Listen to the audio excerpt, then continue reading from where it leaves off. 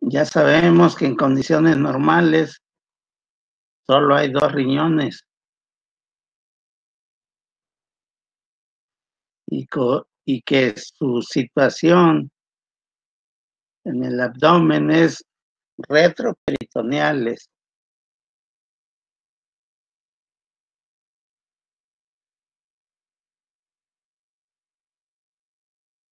¿Cuánto miden?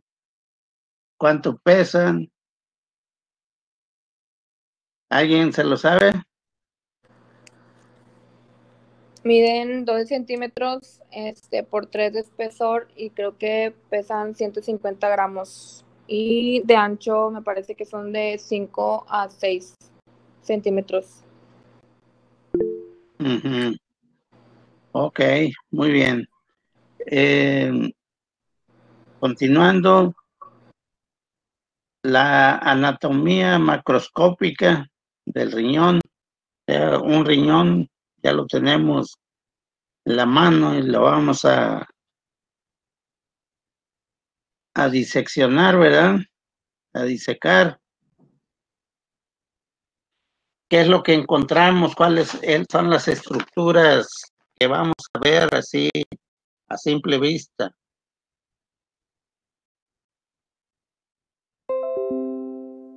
¿Alguien tiene idea? ¿La corteza y la médula? Sí, pero Pues el riñón está...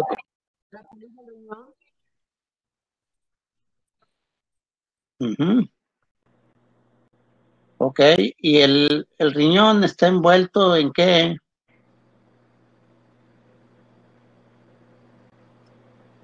¿Cómo se llama? Como una cápsula que se llama gerota, ¿no? Cápsula, sí, así se llama, cápsula renal.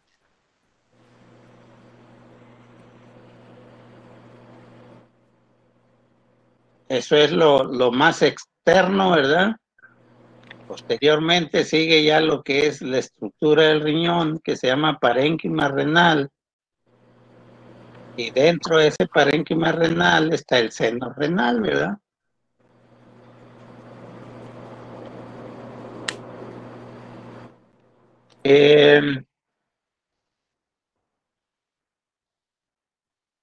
Ya hablando de lo que es el parénquima renal, va a estar compuesto, ¿verdad? Por corteza y médula. ¿Cuál es la más externa, la médula o la corteza? la corteza. Ok, perfecto. Cada riñón tiene un área, ¿verdad? Por donde entran unas estructuras. Esta área se llama hilio renal. ¿Qué estructuras conforman el hilio?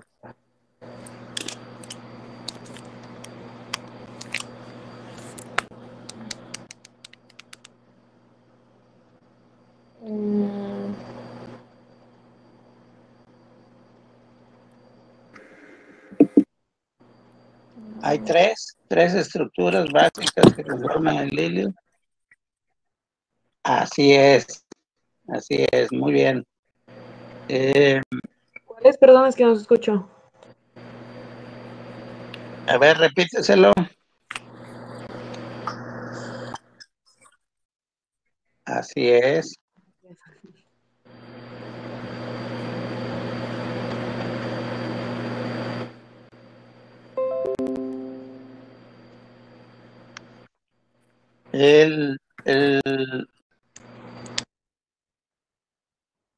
Ahora ya estamos situados en lo que es la estructura renal, ¿verdad?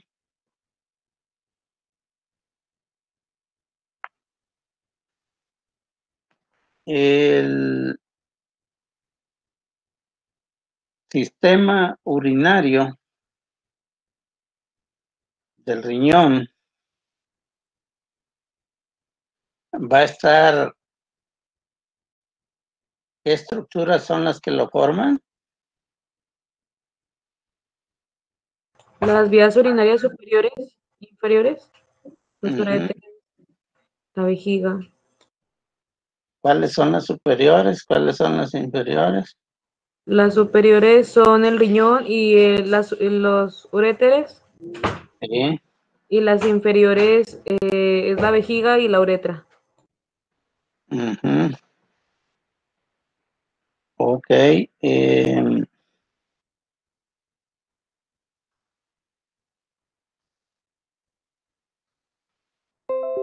¿Cuál es la unidad anatomofuncional del riñón? ¿Cómo se llama? Nefrona. Aproximadamente cuántas nefronas hay en cada riñón.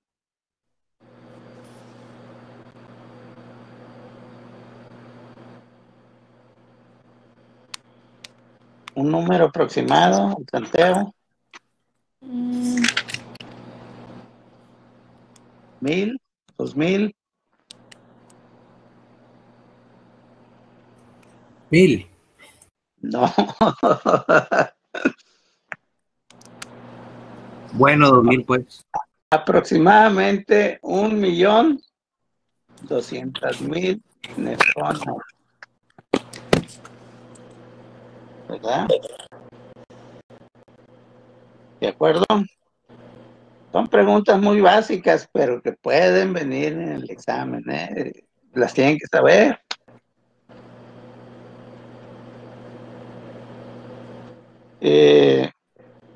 ¿Cómo va a estar o cuáles son las estructuras que van a conformar la nefrona?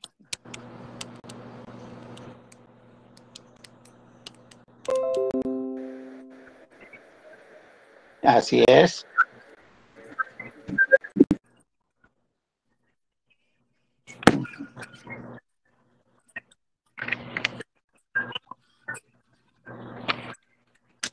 Ok, muy bien.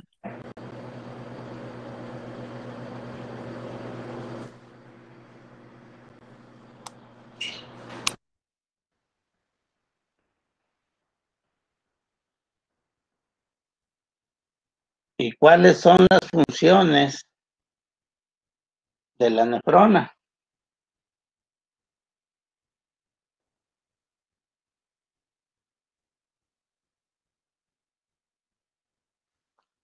¿Alguien se la sabe? Pues va a filtrar la sangre, la va a purificar. Esa es una, sí. ¿Tiene más? La absorción. La reabsorción, sí. ¿En dónde se lleva a cabo? Esa sería la tercera, ¿verdad?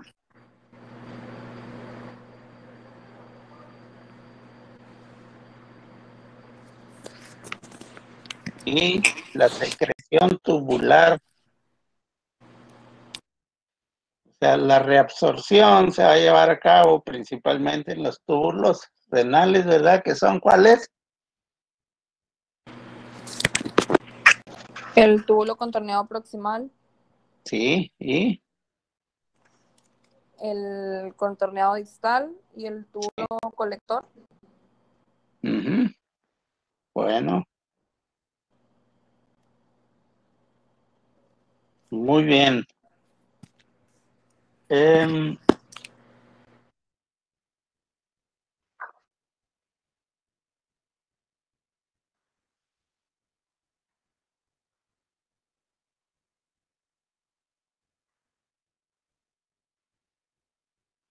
El corpúsculo renal o de Malpighi, ¿qué es lo que tiene en su estructura?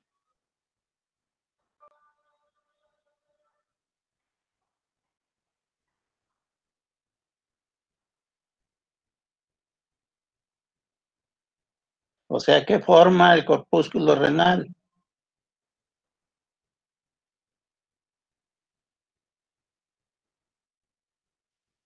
¿Alguien sabe? Bueno, el corpúsculo renal va a estar formado por el glomérulo y la cápsula de Bowman, ¿verdad? Y los túbulos, pues ya los acaban de decir, ¿verdad?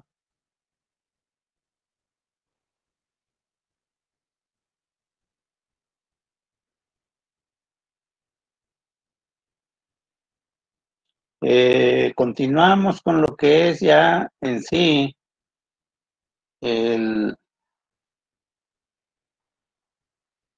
la estructura, ¿verdad? Microscópica ya del riñón.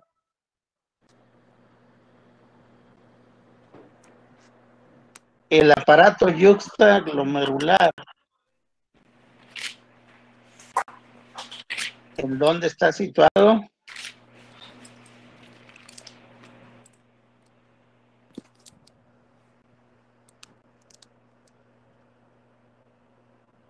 Puede ser que me digan que en el glomérulo, pero ¿en dónde?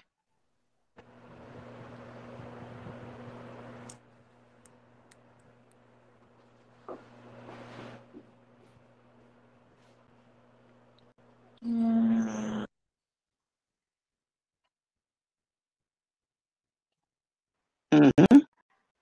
Ok, esos son los sitios, ¿verdad? Y va a estar representado ¿por qué estructuras o qué células?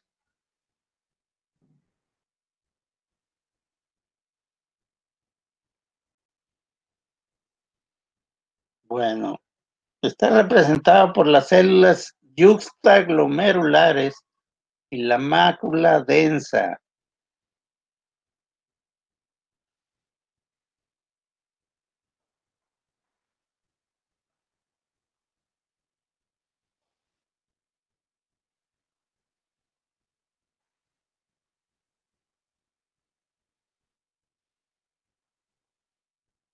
¿Y cuál es la función de este aparato yuxtaglomerular?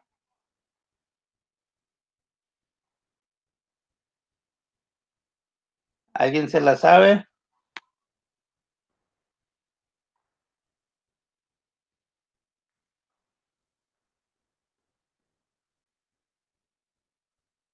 La regulación de la tensión arterial, el control del equilibrio iónico y el mantenimiento de la tasa de filtración glomerular. ¿De acuerdo?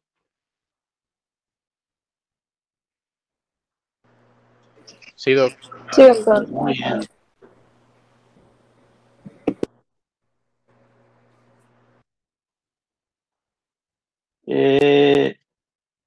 El túbulo contorneado proximal,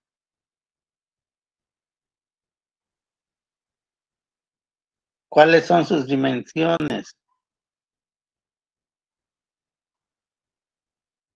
Aproximadas, ¿eh?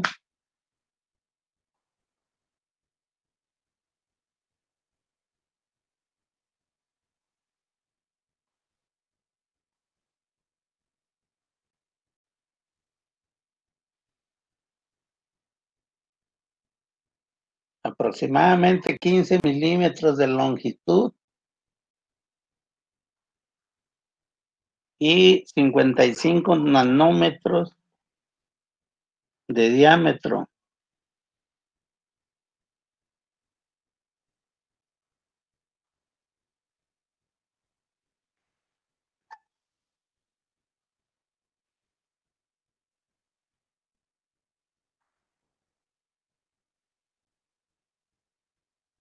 El asa de Henle,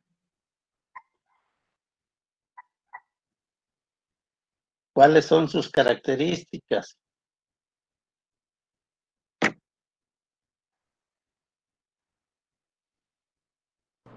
Pues que tiene una porción descendente delgada y una porción gruesa ascendente.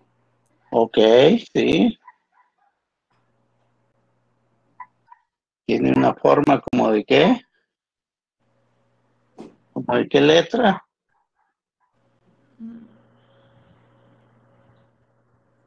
No sé.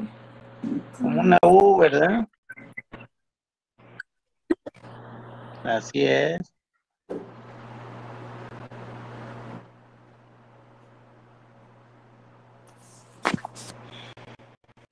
Y el túbulo distal.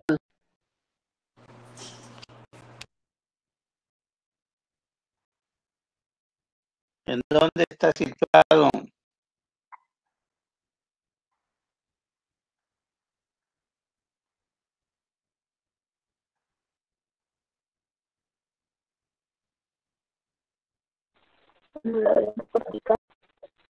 Ujú. En el área cortical, igual que el subproximal, ¿verdad? La mayor parte están en el área cortical.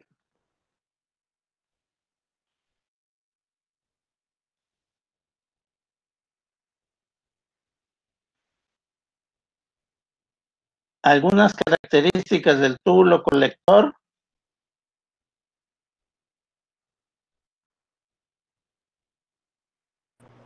Que es la porción final de la nefrona, Sí. que tiene, creo que no sé si eran 2 o 3 tipos de células, que son las células principales y las intercaladas. Ujú. No es que me faltó uno. ¿Y qué hace el túbulo colector? Pues va a haber una reabsorción de agua y de sodio. Ujú. Muy bien. Y se van a liberar aldosterona y no me acuerdo qué otra era, pero me acuerdo que era la aldosterona se liberaba por el sistema de adenina-angiotensina. Ujú. Bueno,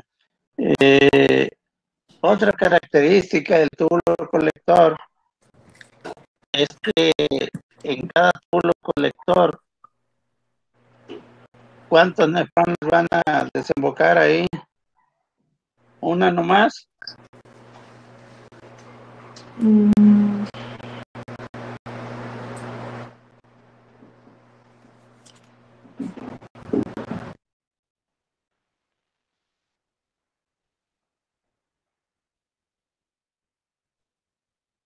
No, otra característica del túbulo colector es que en él, ¿verdad? Pueden desembocar o servir de vía, ¿verdad? Para la excreción de la orina de varias unidades funcionales, o sea, de varias nefronas.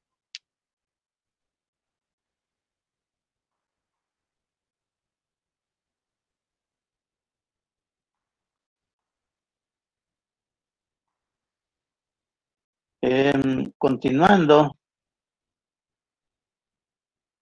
¿qué es el intersticio renal?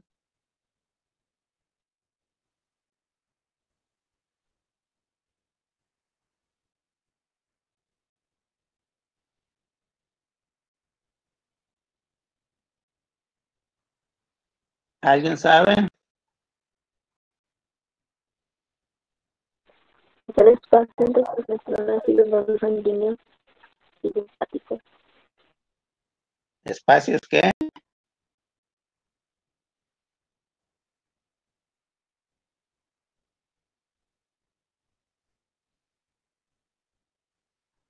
Es el espacio entre las nefronas y los vasos sanguíneos. Sí, no se le escuchó bien, pero bueno, son los espacios entre los túbulos renales, ¿verdad? El tejido conectivo que está, ¿verdad? Ahí en esos espacios. Una de sus características es que en la corteza es menos y es, es más a nivel medular, ¿verdad?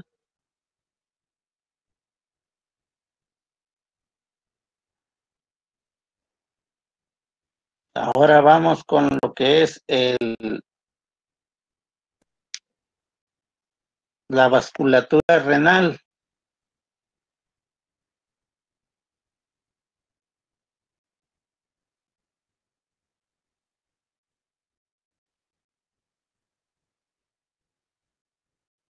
a nivel de la nefrona,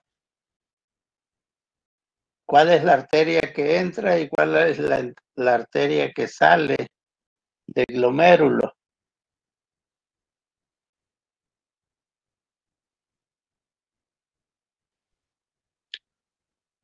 Hay dos, ¿verdad? Pero ¿cuál es la que entra y cuál es la que sale? A ver.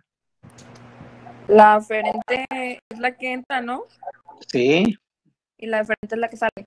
y la diferencia es la que sale. Ok, muy bien.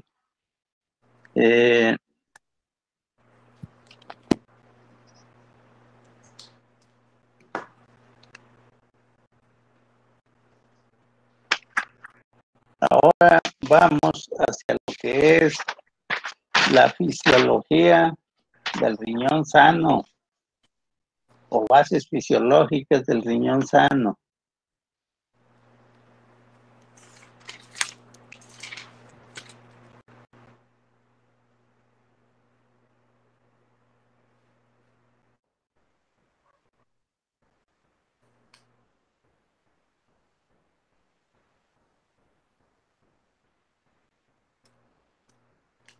El flujo sanguíneo del riñón, ¿qué tanto representa el gasto cardíaco?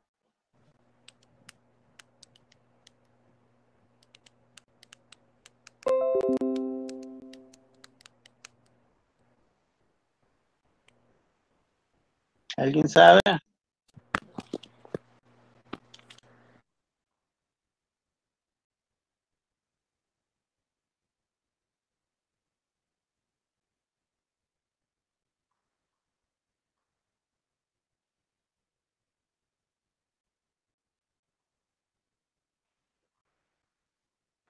Representa aproximadamente el 20% del gasto cardíaco.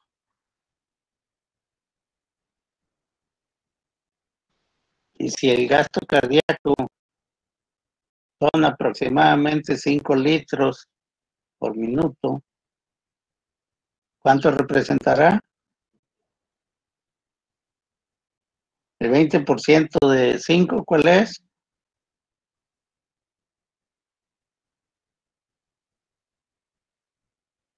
Sería 1 litro. Aproximadamente, ¿verdad? 1 litro a 1.2 litros por minuto, ¿verdad? Ese es el flujo sanguíneo del riñón.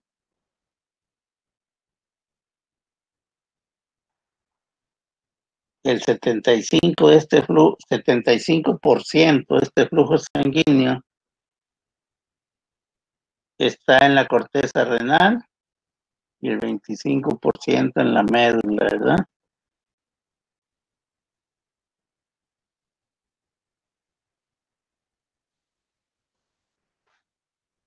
De este 20%,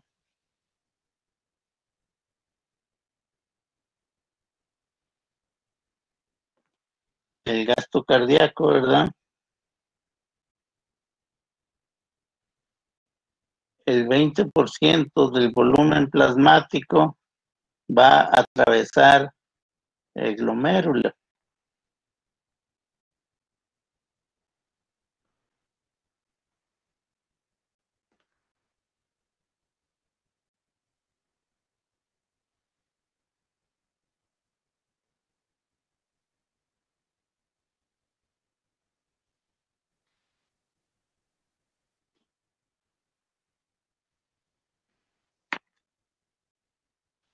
La filtración glomerular, ¿en qué consiste?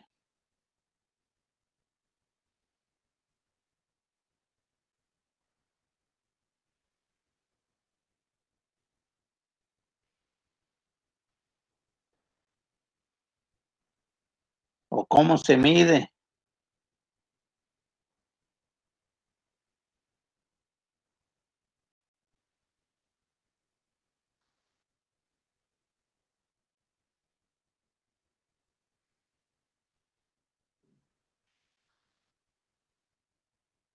¿O de cuánto es el valor normal?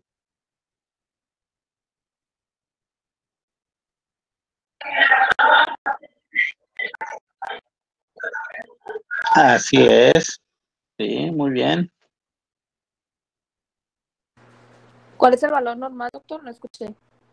De 90 a 120 mililitros por minuto. Gracias.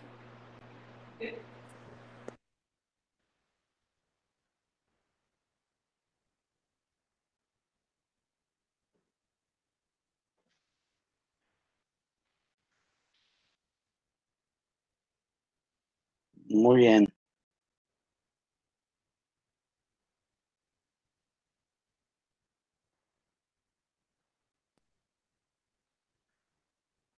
Ese 120, ¿de dónde sale? Pues sale precisamente de saber, ¿verdad? Que el gasto cardíaco, el 20% del gasto cardíaco es el flujo sanguíneo del riñón, que es aproximadamente un litro con 200 mililitros, ¿verdad? Por minuto. De eso, pues ya sabemos que aproximadamente el 60%, ¿verdad? Aproximadamente el 60% es plasma y el otro 40% pues son los elementos formes. Lo que se filtra, ¿qué es? Pues el plasma, ¿verdad?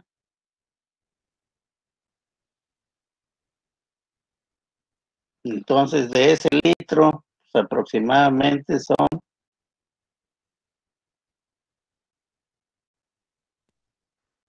600, ¿verdad? Mililitros los que van a tener contacto en el glomérulo, y de ese el 20%, ¿verdad? De ahí sale, ¿verdad? Lo que son los 120 mililitros por minuto, más o menos.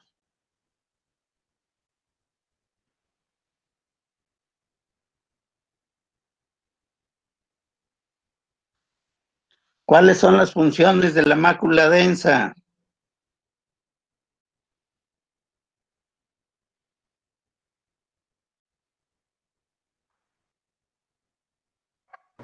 Va a detectar los cambios que van a haber de presión y los cambios osmolares. Sí, muy bien.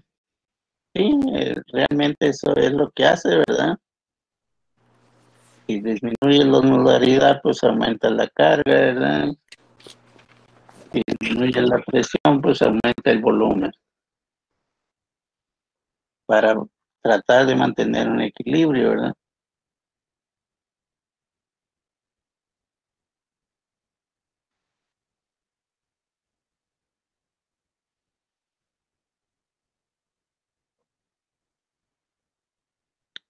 ¿En qué consiste la reabsorción tubular proximal?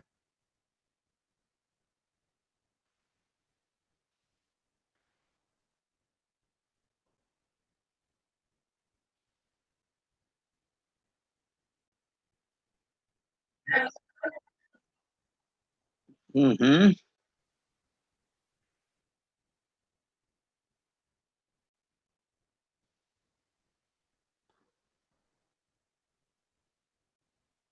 Aproximadamente, ¿cuál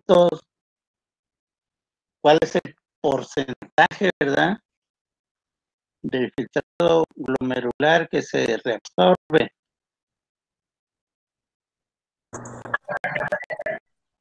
No, 180. menos. Aproximadamente el 99% del filtrado glomerular se reabsorbe.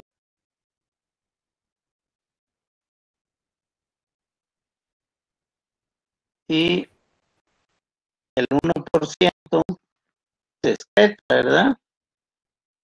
¿Cómo se excreta? ¿O cuál es el resultado final, verdad, de toda la reabsorción tubular? que se da en la nefrona.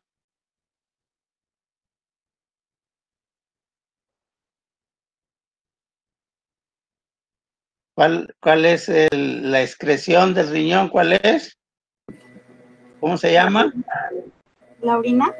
La orina, exactamente. Muy bien. Así es, ¿verdad? Entonces el 99% de este filtrado vuelve al sistema. Y aproximadamente un 1% es el que se elimina, ¿verdad? Se elimina a través de la orina, ¿verdad?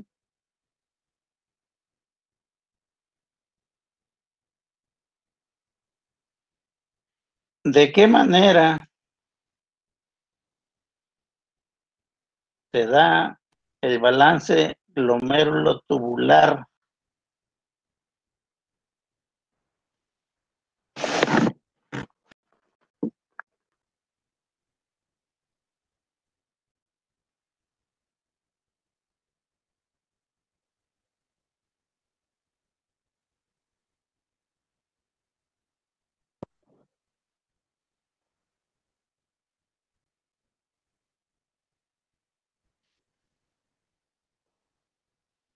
¿De qué manera se da?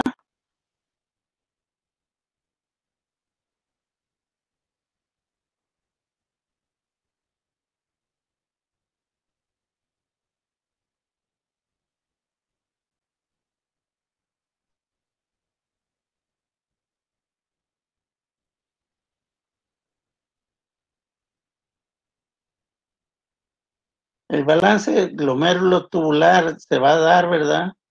Por medio de la reabsorción de agua que se va a acompañar, ¿verdad? De reabsorción de sodio.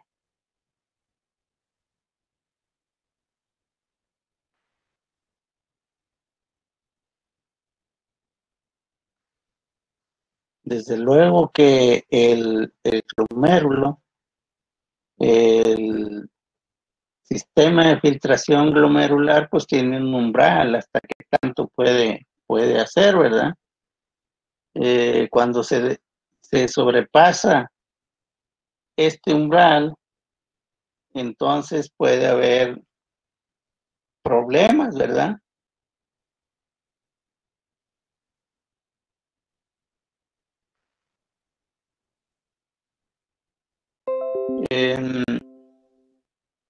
Por ejemplo,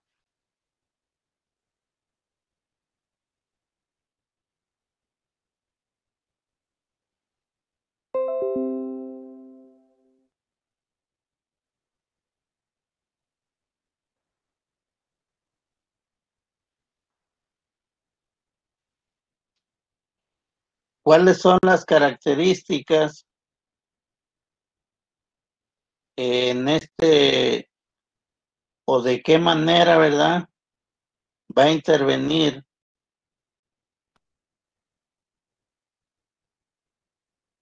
el túbulo distal, el túbulo colector, el túbulo proximal en este balance glomérulo-tubular. Es mediante la presencia o la ausencia de una hormona que se llama ¿cómo?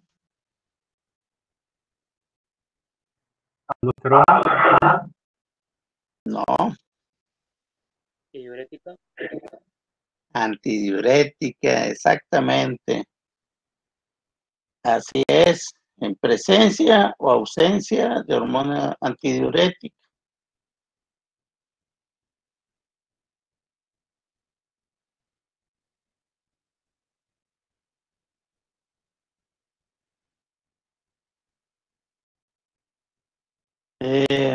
Con respecto a la concentración y dilución de la orina,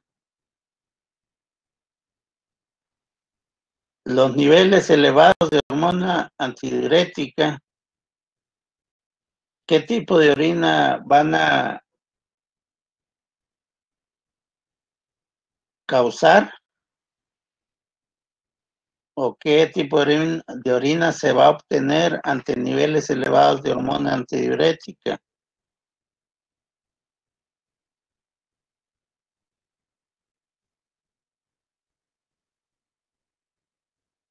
Bueno, se va a obtener orina concentrada.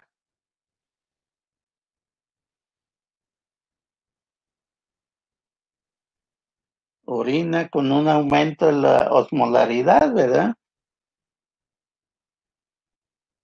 Y en ausencia de hormona antidiurética, orina diluida, ¿verdad?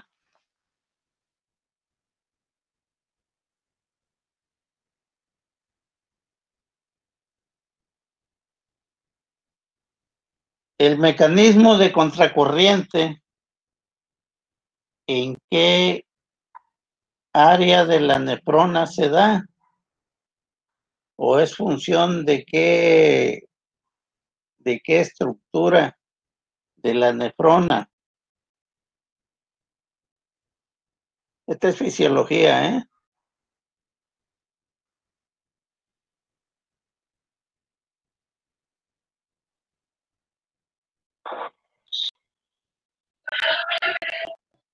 El mecanismo de contracorriente es función primordial de qué estructura o dónde se lleva a cabo. ¿En dónde? ¿En el proximal? ¿En el distal? ¿En el asa de Henle? ¿En el colector?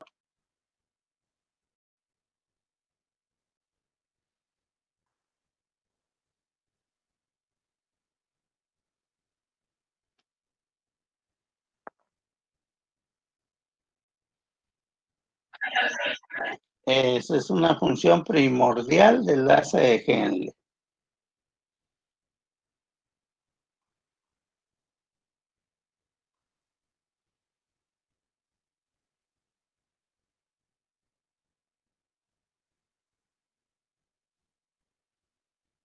Ahora vamos a hablar de volúmenes urinarios. La producción, por decirlo de esta manera, normal o estándar de la orina en una persona, un adulto joven, aproximadamente ¿cuánto será? De 800 a 2000. Sí, aproximadamente va de 1000 a 2000. En condiciones más o menos normales, ¿verdad? Desde luego, en medicina, pues no es algo exacto, no es de que a fuerzas tiene que ser eso, ¿verdad? Pero son los niveles estándar, ¿verdad? Son más o menos eso. Cuando hablamos de que hay una oliguria,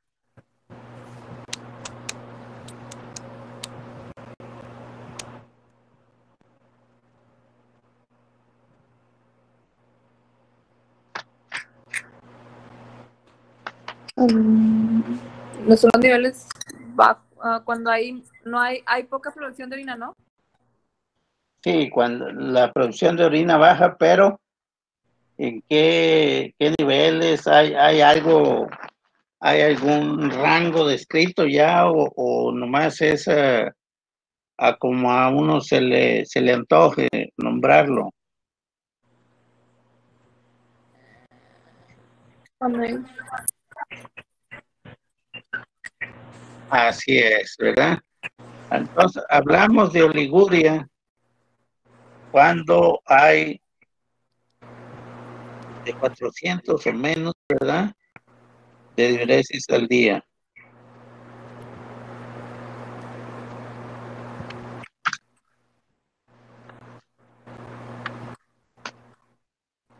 Bueno, ahora nos vamos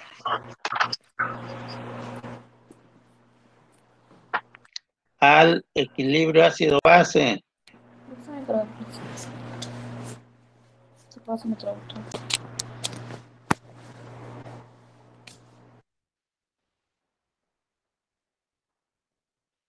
¿Qué es el equilibrio ácido básico o la regulación ácido básico?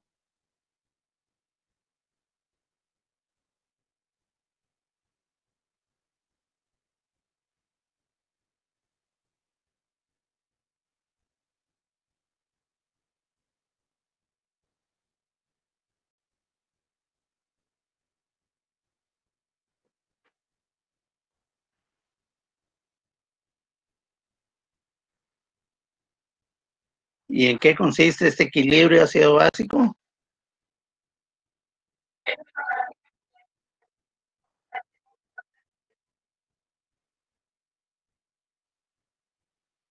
Oh, ahí va, sí, va por ahí, ¿verdad? Un pH constante aproximadamente en condiciones normales de 7.35 a 7. ¿Qué? 45, así es, ¿verdad? Entonces, ese es un rango que está ahí establecido, en donde hay un equilibrio, ¿verdad? Ese equilibrio, ¿cómo se le llama? Homeostasis.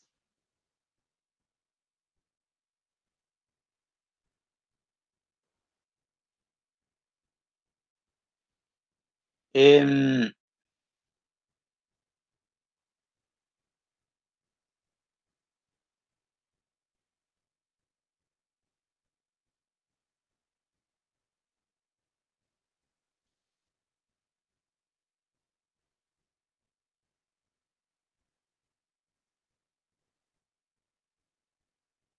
hablamos de acidosis, ¿cuándo?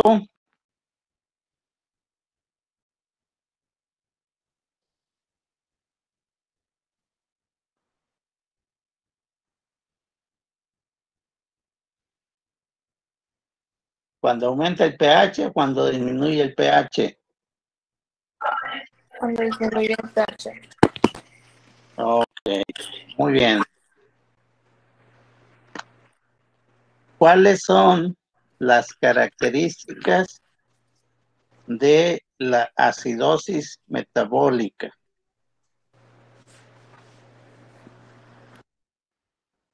Hay dos factores, ¿verdad? Principales que nos hacen pensar que hay acidosis metabólica, ¿verdad?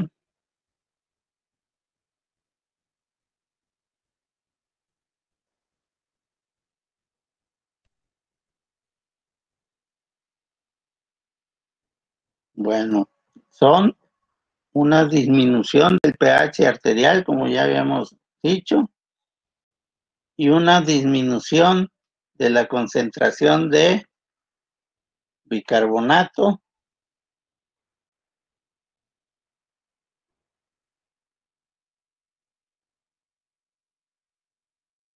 lo que nos va a ocasionar una hiperventilación compensatoria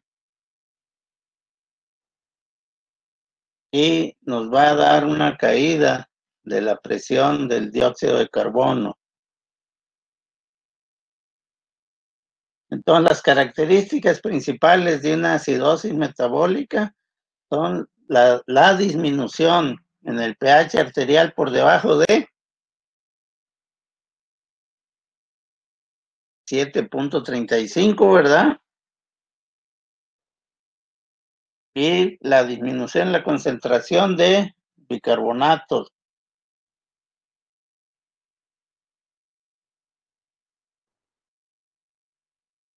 ¿Por qué se produce esta acidosis?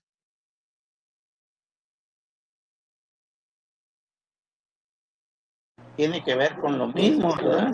Uno, por la adición de un ácido, y número dos, por la pérdida de bicarbonato.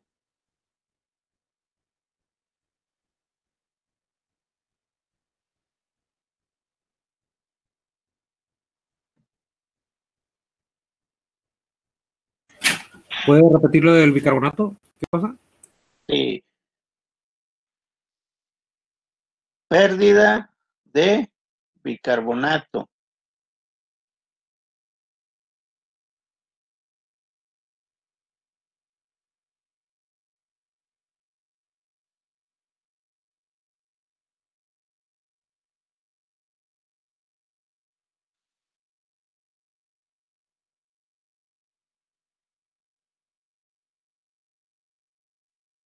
Hay una serie ahí de reacciones, ¿verdad? De tipo bioquímico, que realmente no se las voy a preguntar, ¿verdad? Pero sí hay que saber cuáles son las características, ¿verdad? De la acidosis metabólica. ¿Cómo vamos a decir que hay una acidosis? Bueno, pues primero que hay una disminución en el pH arterial y que haya también una disminución en la concentración de bicarbonato.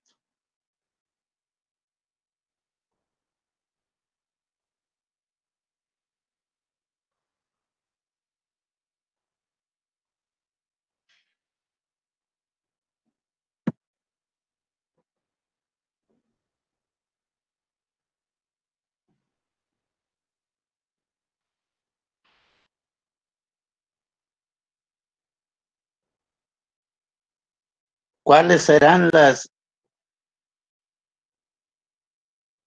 la sintomatología de una acidosis metabólica?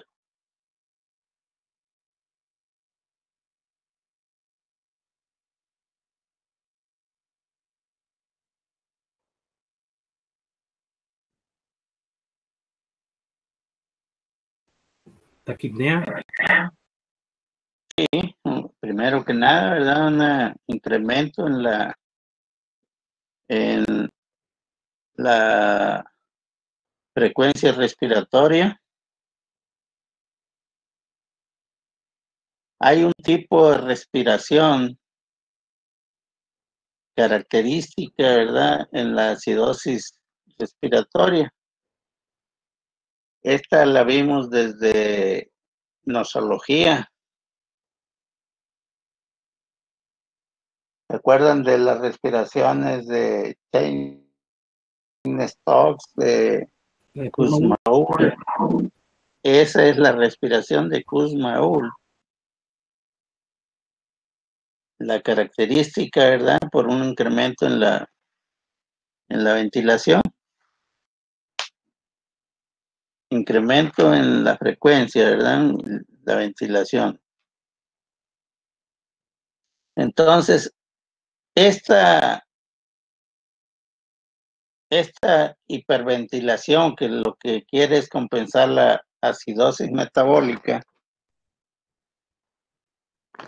va a repercutir a nivel cardíaco y a nivel neurológico, ¿verdad? A nivel cardíaco, ¿qué puede pasar? Puede haber aparición de arritmias ventriculares. Aparición de arritmias, así es, efectivamente. Y a nivel neurológico, Decía que el paciente podía llegar a letargia y a la coma. al coma, así es. Muy bien, excelente. Además de la acidosis metabólica, hay otro tipo de acidosis que no la vamos a ver ahorita aquí, ¿verdad? ¿Esa cuál es? Respiratoria. La respiratoria, así es, así es.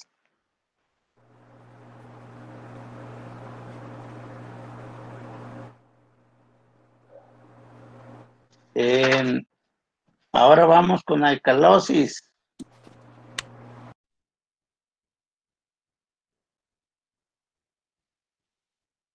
¿Cuáles son las características de la alcalosis metabólica?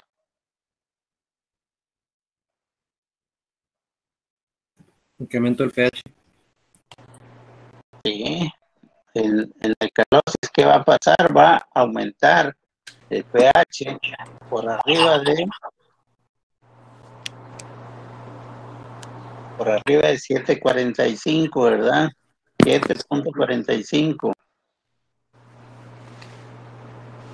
Y tiene dos características principales.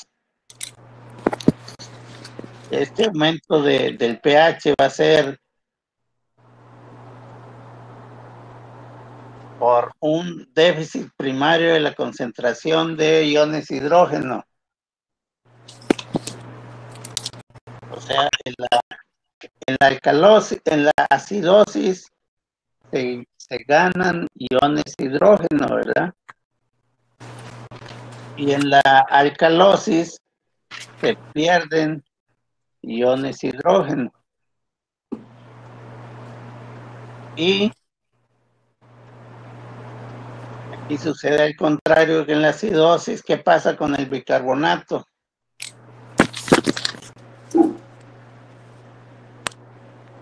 Aumenta el bicarbonato, ¿verdad? Aumenta el bicarbonato. Entonces, eso es lo que hay que saber principalmente. En la acidosis, el bicarbonato baja. En la alcalosis, el bicarbonato sube. En la acidosis, la concentración de iones hidrógeno aumentan. Y en la alcalosis, la concentración de iones hidrógenos disminuye. ¿De acuerdo?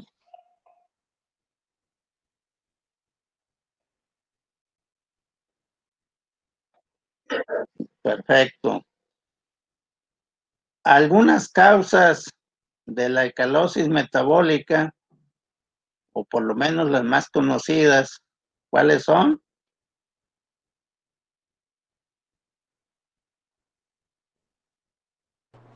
Es el aumento de la concentración de oxígeno. Sí. Las causas son más que nada, y vamos a hablar de que en la alcalosis, ¿verdad?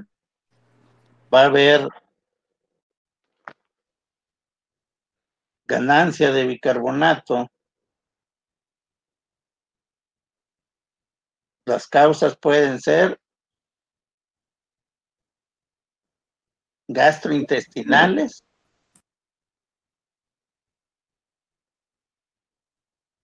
a través de diarreas, vómitos, ¿verdad? Las causas renales, que son las que nos interesan.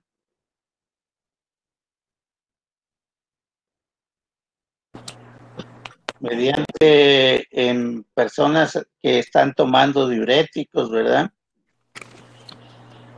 Diuréticos tiacídicos o diuréticos de asa.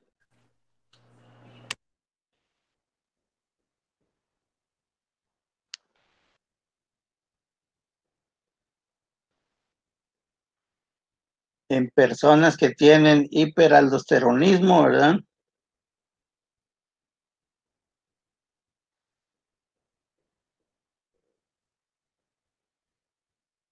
¿Por qué sucede esto? Porque la mayoría del bicarbonato se elimina en la orina, ¿verdad? Y al haber vómitos, pues la producción de orina disminuye porque disminuye la carga, ¿verdad?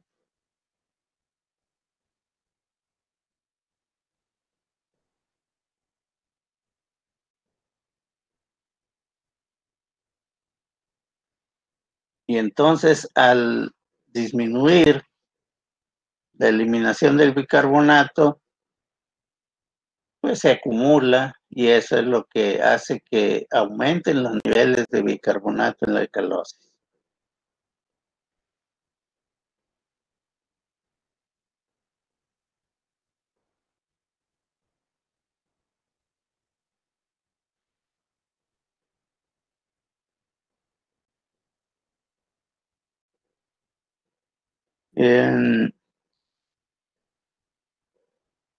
Ahora vamos hacia a lo que son los líquidos corporales. De esto, pues ustedes son los expertos, se lo saben de todos, ¿verdad? ¿Cuál es la distribución de los líquidos en el organismo? ¿Alguien lo sabe?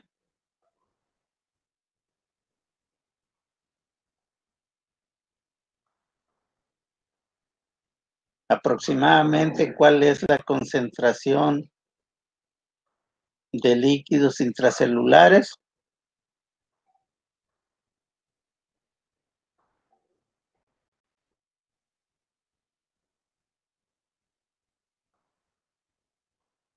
Aproximadamente el 65% del agua corporal total está dentro de las células.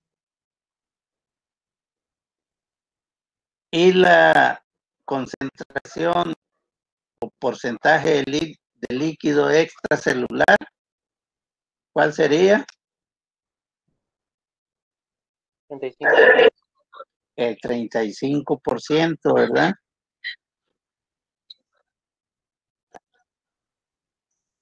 Excelente, excelente. Así es. Eso es lo que hay que saber, ¿verdad? Eso es lo que hay que saber. Tenemos que saber, ¿verdad? ¿Cuáles son los porcentajes de líquido intracelular? ¿Cuáles son los porcentajes de líquido extracelular? Los líquidos extracelulares van a estar regulados por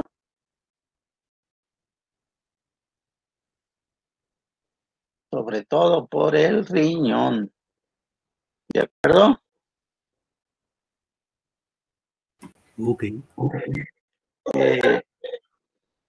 La ingesta de líquidos por día en un individuo de aproximadamente 70, 80 kilos, ¿cuál sería?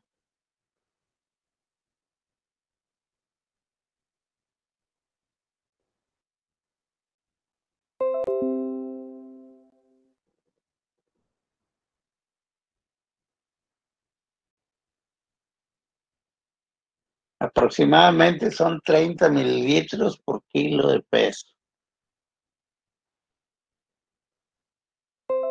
Entonces, si multiplicamos, ¿verdad? 70 o 80 por 30, ¿cuánto nos va a dar?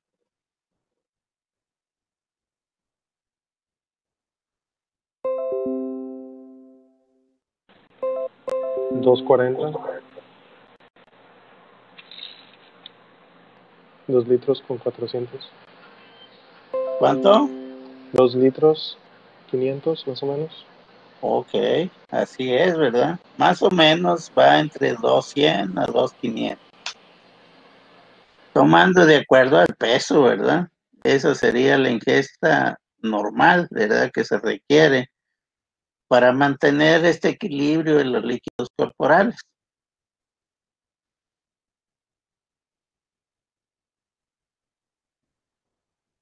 ¿Y cuáles son los electrolitos principales, ¿verdad? De líquido extracelular.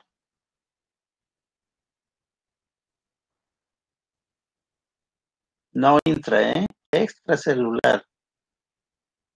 O bueno, díganme cuáles son los electrolitos. Sodio, cloro.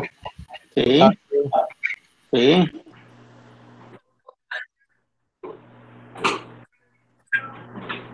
Uh-huh.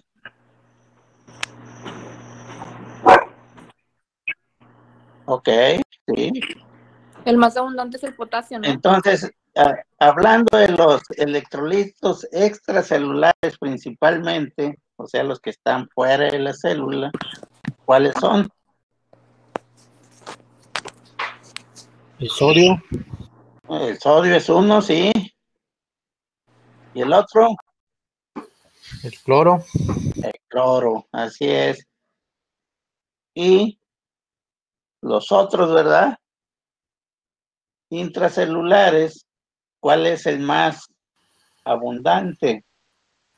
Potasio. El potasio, así es, ¿verdad? Y los otros, ¿verdad? El calcio, el magnesio, ¿verdad? Son electrolitos que también están dentro de la célula.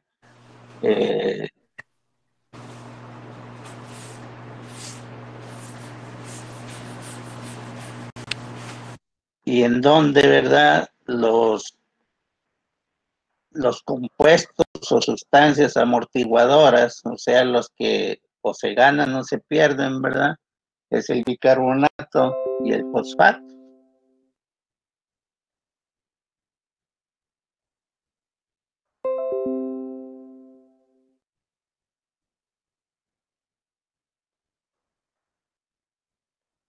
¿En qué consiste la ósmosis?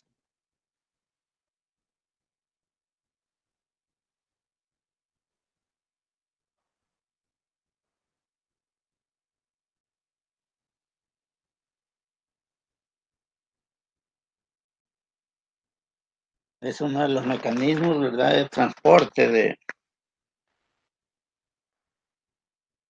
de líquidos y electrolitos.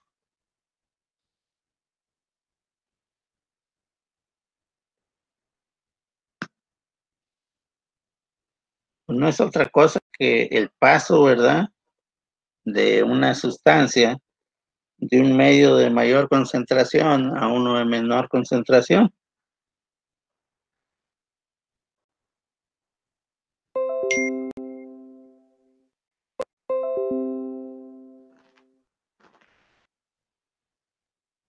De acuerdo a esto, ¿verdad?, las sustancias se van a dividir de acuerdo a qué tan concentradas están, ¿verdad? Se van a dividir en tres. ¿Cuáles son estas? Sí,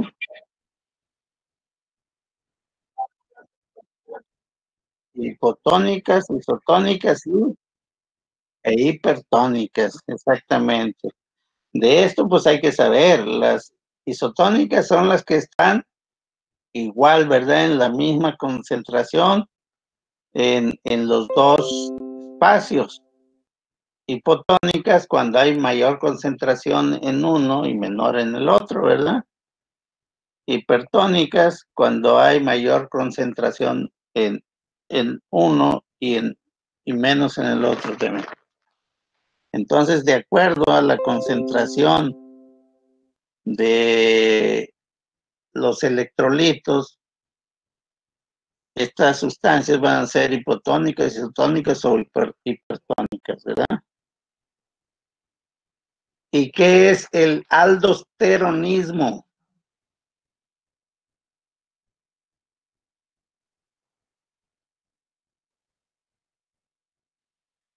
Tiene que ver con la aldosterona, ¿verdad?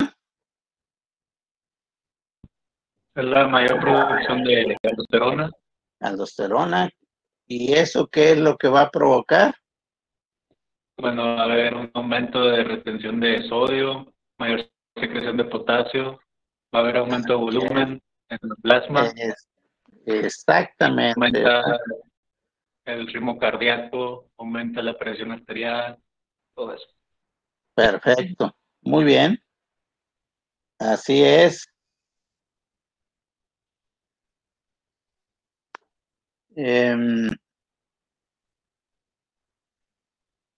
Entonces, ¿alguien me podría definir lo que es el edema?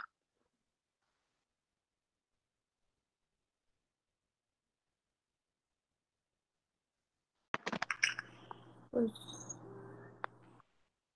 es un exceso de líquido, ¿no? ¿Exceso líquido dónde? ¿En qué espacio? Extracelular. Extracelular por lo regular, ¿verdad? ¿Qué me pueden decir del síndrome poliúrico?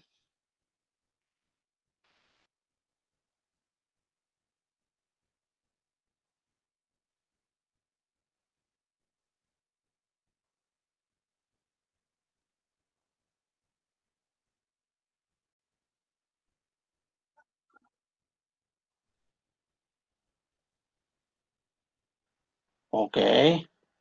Entonces, si lo normal es de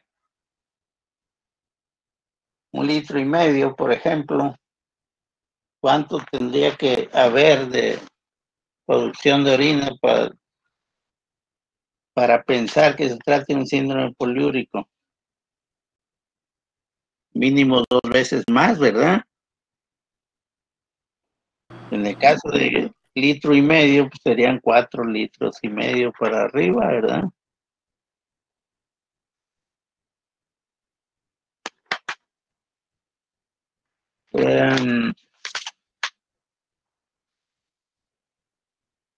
Y de aquí pasamos a los métodos diagnósticos en nefrología.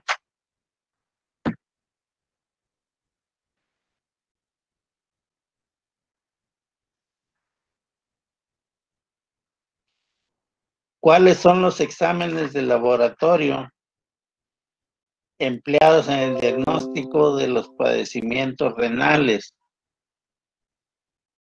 Exámenes de laboratorio.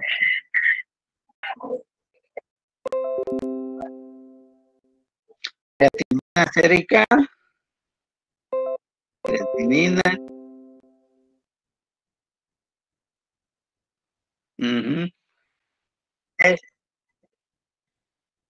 Eso, excelente. Muy bien.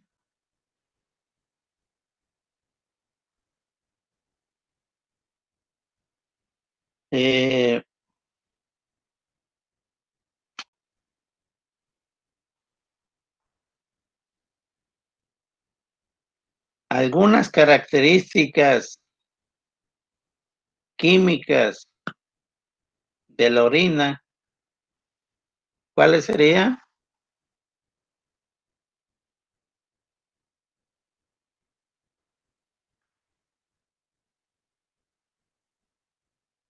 Por ejemplo, su pH en condiciones normales, ácido o alcalino. Ácido. Ácido, ok. En condiciones normales, tiene que haber glucosa, cetonas, proteínas, hemoglobina. No, no debe de haber. Ok. No. Ok.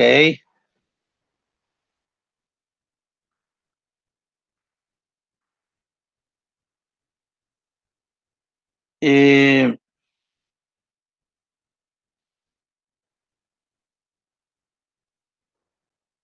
con respecto a los cilindros,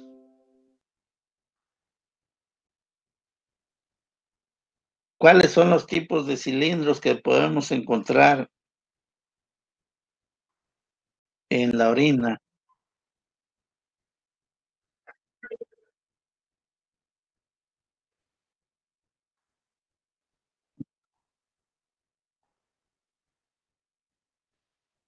Ok, muy bien. Con respecto a los cristales, ¿cuáles son los que más frecuentemente nos reportan en los exámenes generales de orina? El oxalato de calcio. Ujú. Ok.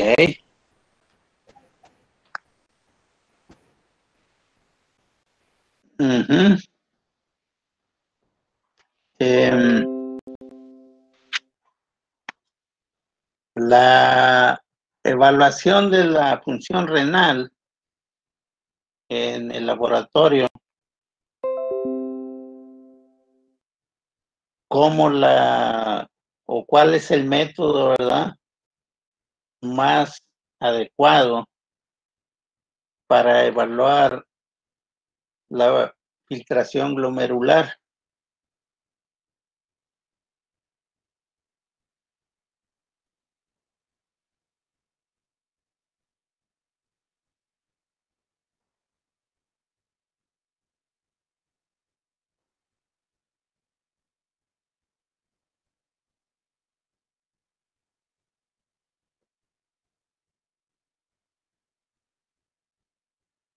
¿Alguien se lo sabe?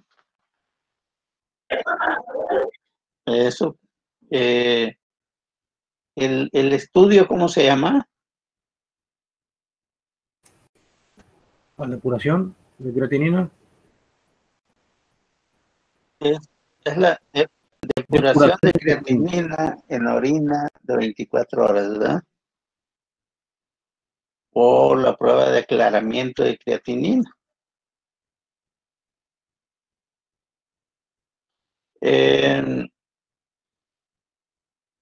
Esto, la determinación de la urea sérica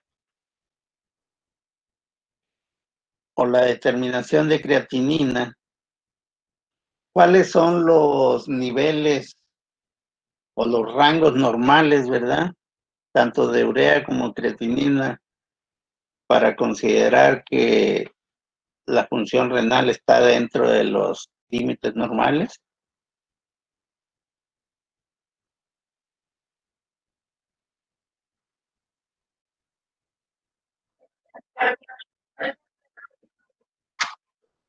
Ajá.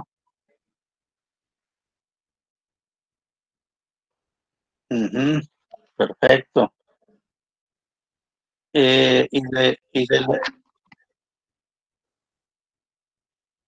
Ok, muy bien.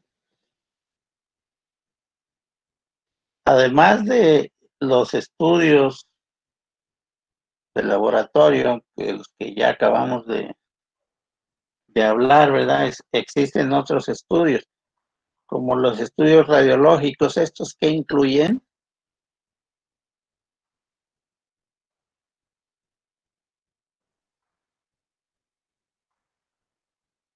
¿Alguien sabe cuáles son los estudios radiológicos que se solicitan ante la sospecha de un problema renal?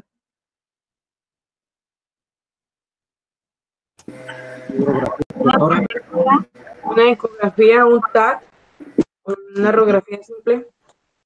Sí, muy bien. Una ecografía, una angiografía, gammagrafía, radiografía simple, un ultrasonido renal, ¿verdad? Muy bien.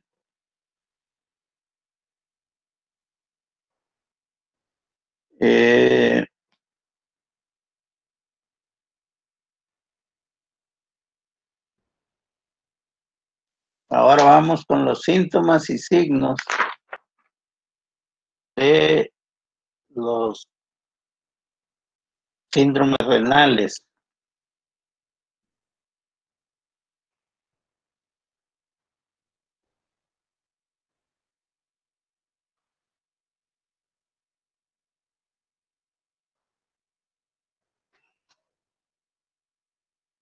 ¿Cuáles son los síndromes clínicos en nefrología?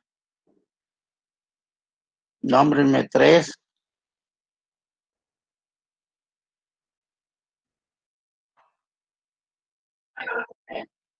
Uh-huh.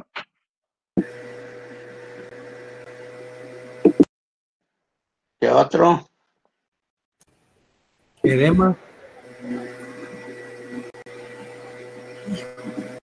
Sí, es otro síntoma ahí. Un signo más que nada. Proteinuria, sí.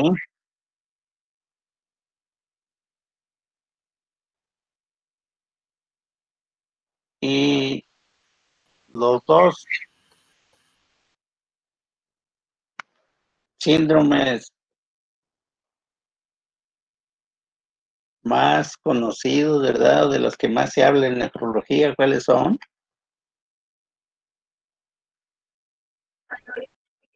Síndrome nefrótico, síndrome nefrítico, ¿verdad? Hay un síndrome infeccioso también, ¿verdad?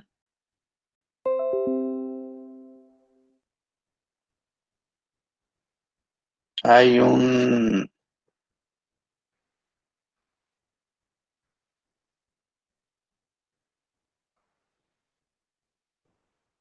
unas patologías, ahora sí ya específicas, ¿verdad?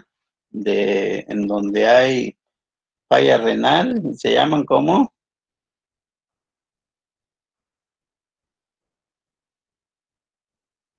Insuficiencia renal. Insuficiencia renal aguda Crónica. y crónica.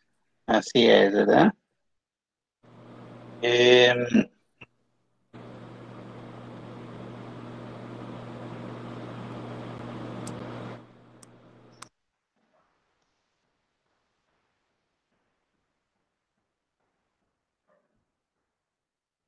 En el caso de la hematuria,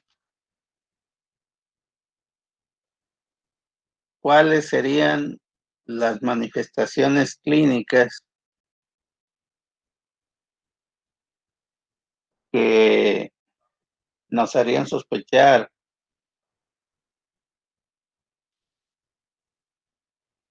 en una hematuria? El color de la orina. El color de la orina.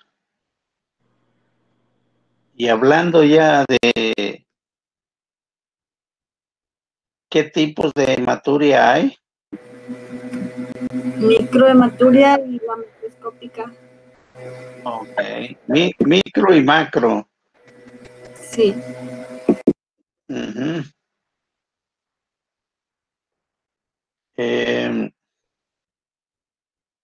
Con respecto a la proteinuria,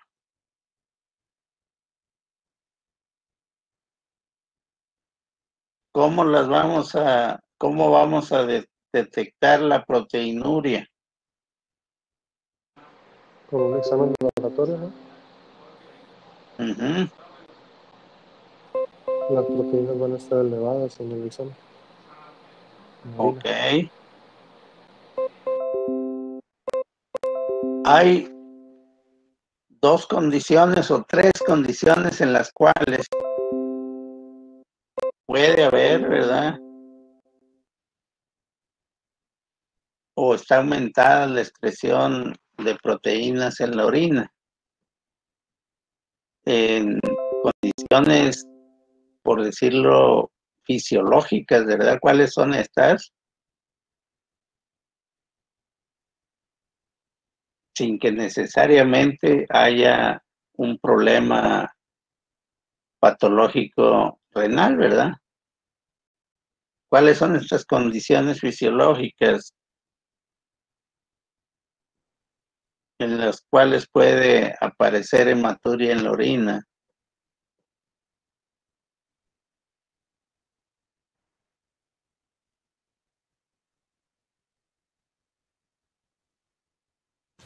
Dijo de hematuria o proteinuria. Digo, proteinuria.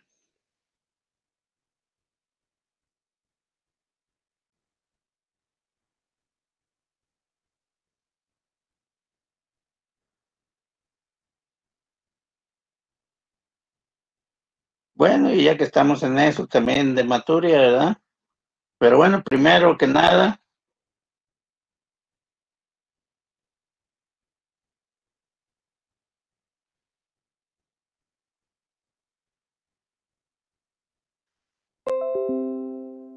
a ver, hematuria. ¿En qué condiciones puede haber hematuria?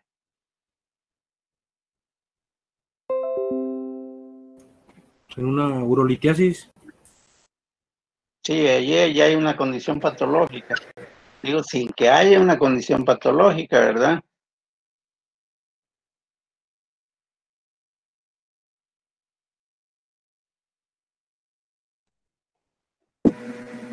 Puede ser también en el ejercicio intenso, ¿verdad? Puede ser en mujeres embarazadas.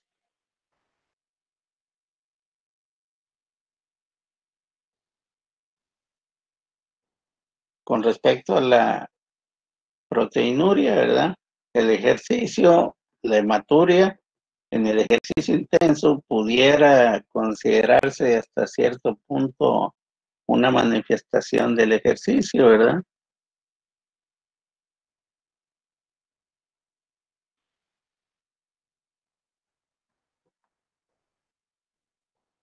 A ver, ¿con el ejercicio es proteinuria o hematuria? Hematuria. Y proteinuria, sobre todo en el embarazo, puede haber.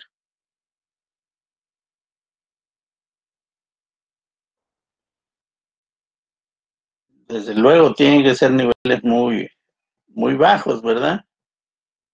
Pero que sí pueden reportarse. Por lo regular son niveles que están por abajo de 200 miligramos en 24 horas, ¿verdad?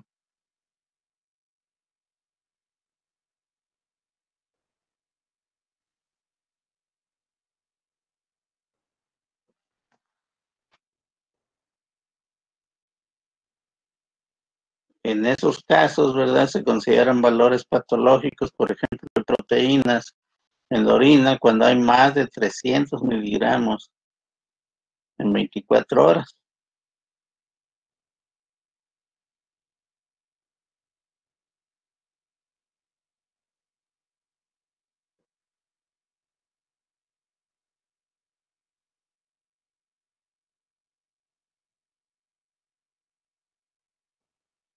A ver, ahora específico, el síndrome nefrótico, ¿cuáles son las características?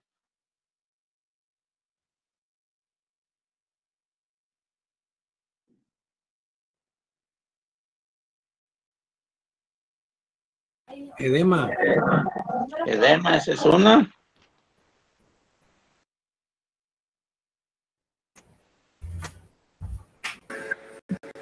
Proteinuria.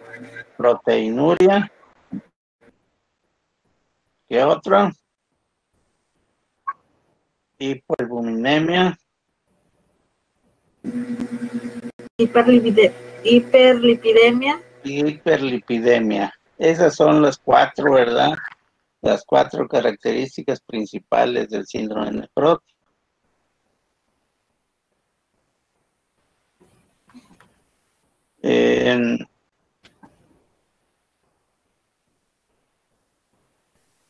Y del síndrome nefrítico,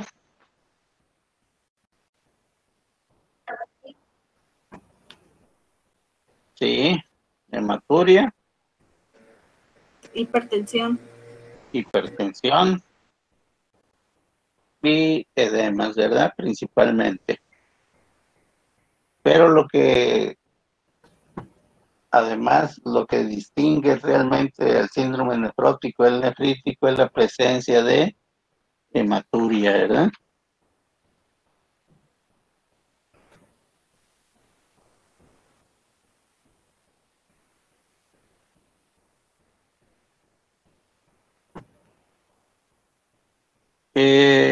Cada uno de estos síndromes o cada una de estas manifestaciones, ¿verdad? De las patologías del riñón, pues van a meritar un tratamiento específico para cada una de ellas, ¿verdad? En el caso del síndrome infeccioso renal, que se llama, ¿verdad?, pielonefritis, ¿verdad?, o infección de vías urinarias, pues ¿cuál sería el tratamiento?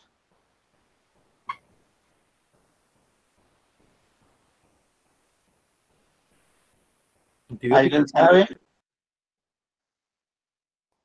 Antibiótico terapia. Antibiótico terapia, así es. Principalmente, ¿verdad? La piedra angular en el tratamiento antiinfeccioso es la antibiótico terapia. De acuerdo.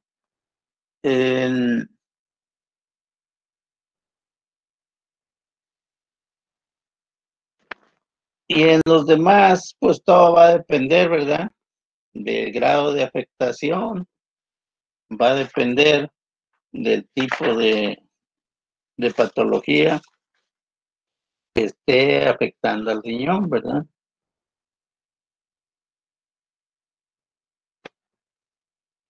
Si lo que hay es una nefrolitiasis, pues hay que establecer, ¿verdad?, cuál es la causa específica, ¿verdad?, el origen en este caso, de los cálculos, para poder en un momento dado, pues, además de dar el tratamiento sintomático, ir al tratamiento de fondo, ¿verdad? Y las profilaxis para evitar la formación o que se precipiten cristales en el riñón.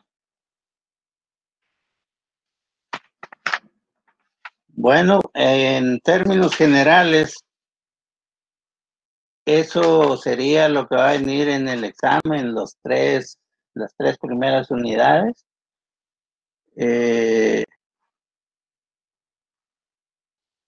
Y pues con las preguntas van a ser igual que siempre, ¿verdad? En opción múltiple y de preguntas abiertas. Lo haremos la próximo lunes. ¿A qué horas pueden? ¿Tendría que ser hasta las 5? ¿O pueden antes? Ahí en la escuela. Yo puedo antes en la escuela, puedo todo el día. Bueno, aquí lo que...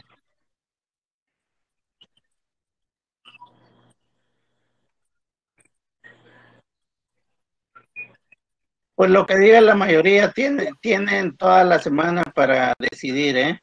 Como quiera nos conectamos.